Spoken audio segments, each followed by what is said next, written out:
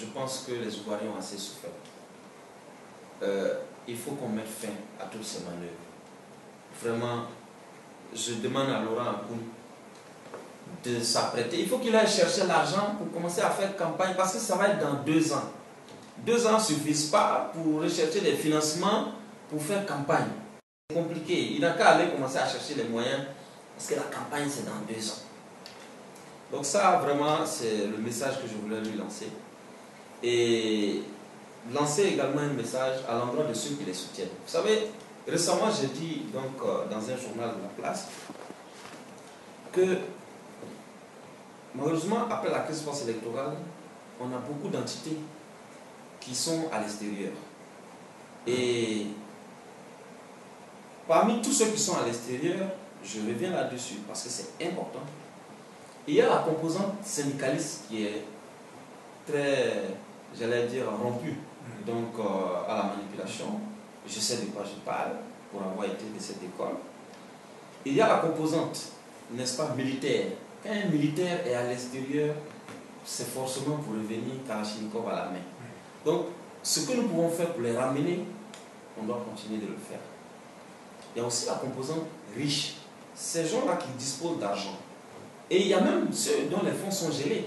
Et je vois que donc, le gouvernement continue ses largesses, que j'appelle laxisme. Parce qu'on ne peut pas geler les fonds de ces gens-là et continuer de les dégeler. C'est ces fonds qu'ils prennent pour payer les armes pour venir attaquer la Côte d'Ivoire. C'est le moment, c'est le lieu pour moi de dire, ces fonds gelés-là, ils n'ont qu'à déjà donner. Ça va servir à réinsérer les ex-combattants et à créer des emplois pour la jeunesse qui attend depuis 10 ans. L'autre chose, c'est qu'il y a aussi des opérateurs qui accompagnent ces actions de déstabilisation. Et je fais un clin d'œil à la communauté libanaise. Je le dis sans avoir froid aux yeux.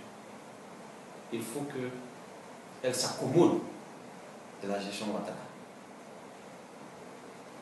Il faut qu'elle s'accommode de la rigueur dans la gestion des affaires de l'État. Parce que ça leur pose un problème. Parce que quand on a l'habitude, pour 100 millions d'impôts, d'aller glisser 10 millions et puis on ne paye plus rien, c'est pas facile un matin que désormais. Donc, c'est des pratiques qui ont longtemps duré dans ce pays. Et on sait que c'est pas facile donc, de chasser le naturel. Mais il faut qu'ils s'accommodent, il faut qu'ils s'adaptent.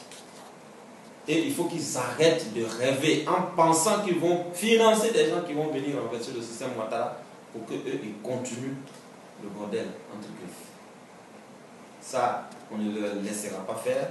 Et je pense qu'il est important que chacun s'inscrive, n'est-ce pas, dans la dynamique de réconciliation. Voilà le message que je voulais vous lancer.